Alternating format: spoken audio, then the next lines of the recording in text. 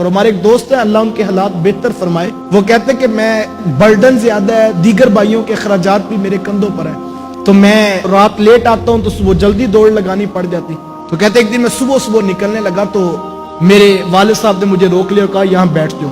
तो कहते मैं पास बैठा तो वो कहने लगे कि बेटा तुम हमारे लिए इतना कुछ करते हो और हमें पता है तुम्हारे पास वक्त भी नहीं है, और तुम जो दूध और फ्रूट का बंदोबस्त करते हो तो बहू हमें सब कुछ खिलाती है, लेकिन बेटा हमारा जी करता है कभी कभी तुम भी हमारे पास बैठा करो और अपने हाथों से फ्रूट काट कर हमें भी दिया करो। हमारी आरज़ू है कि हम तुम्हारे साथ भी बैठ कर खाया करें। कितने चाह से फोन करते हो दोस्तों को कि आज आओ, आज बाहर बैठ कर खाना खाने को जी कर रहा है।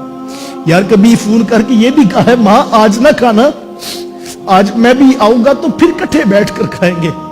हम दोस्तों को तो रोक लेते हैं, उनके लिए 2-2 घंटे की भूख बर्दाश्त कर लेते हैं, कभी अपने माँ बाप के साथ बैठकर खाना, फिर देखना तुम्हें कितनी रहमतें नसीब होती। सबसे पहली प्रायोरिटी में उनके साथ मामलात में हुस्न सुलूक। कितने लोगों के लिए हम वक्त निकालते। मैंने देखा लोग 3-3 दिन की छुट्टियां करके बैरूने शहर जाकर शादी के फंक्शन अटेंड करते हैं। तो मैं कहा करता हूं कि यार एक दिन चले जाना था, 3 दिन का क्यों तकल्लुफ किया। रात को जाते हो, सुबह लेट आते हो, फिर आकर दुकान पर बैठते हो, अगले दिन फिर जाते हो। वो कहते हैं हजरत असल में ना कारोबारी ताल्लुक है ना, तो बिजनेस लिंक्स हैं, तो इसके लिए ये मजबूरी है, जाना पड़ता है। यार कारोबार का ताल्लुक जिनके साथ हो, अपनी नींद कुर्बान करके उनके साथ जाकर वक्त गुजारते हो कि कारोबार का ताल्लुक बचना चाहिए। यार जिनके साथ जन्नत का ताल्लुक जुड़ा हो, उनको छोड़कर इंसान कहीं और भागता फिरे। तो मुझे और आपको पहली तरजीहात में अपने माँ बाप को राजी रखना है, और अगर किसी के माँ बाप नाराज हैं, हाथ जोड़कर पांव पकड़कर भी राजी करना पड़े। आज मौका मौजूद है, कल का पछताना कुछ काम नहीं आएगा। आज उनको राजी करें। बूढ़े माँ बाप यकीन जानिए बंद कमरों में तन्हाइयों की जिंदगियां गुजार रहे हैं और उनके पास बैठने वाला भी कोई नजर नहीं आता है। मैंने एक दिन दर्स में कुछ इस तरह की बातें की तो एक बूढ़ा शख्स मेरे पास आकर बैठ गया, तो उसकी आंखों में नमी थी। तो मैंने कहा क्या हुआ, बात तो करें। वो कहने लगा मेरी उम्र 65 साल है और मेरी घर वाली भी 65 और 70 के दरमियान है। तो कहा कि हमारा एक ही बेटा है और हमने बड़ी मेहनत से उसको पढ़ाया है, उसके लफ्ज साथ नहीं दे रहे थे। तो वो कहने लगे कि अब बहू कहती है या इन बूढ़ों को रख ले या फिर मुझे रख ले। तो मैंने कहा आपने क्या किया है।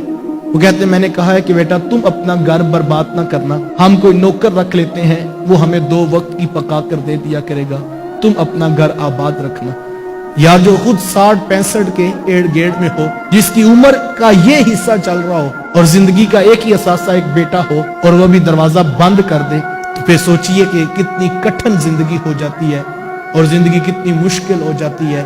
माँ बाप ना बाहर बताने के काबिल बचते हैं, वो दर्द है जो अपने अंदर लेके मरते हैं। वो कितना अच्छा हो कि हमारे रवैये में नरमी आ जाए, हमारे लहजे में अदब आ जाए, एहतराम आ जाए। हम घर जाए तो हाथ छोड़कर माँ के कदमों में बैठ जाए, हम बाप के पांव पकड़कर बैठ जाएं कि अब्बा जी मैं भूला था, मुझे नहीं पता था, मैं सारी गुस्ताखियां सारी गलतियां कबूल करता हूं, मुझे माफ कर दे।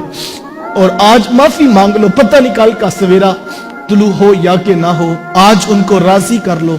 वो तो पहले इंतजार कर रहे होते हैं कि किसी तरीके जो है वो हमारी औलाद वापस पलट आए।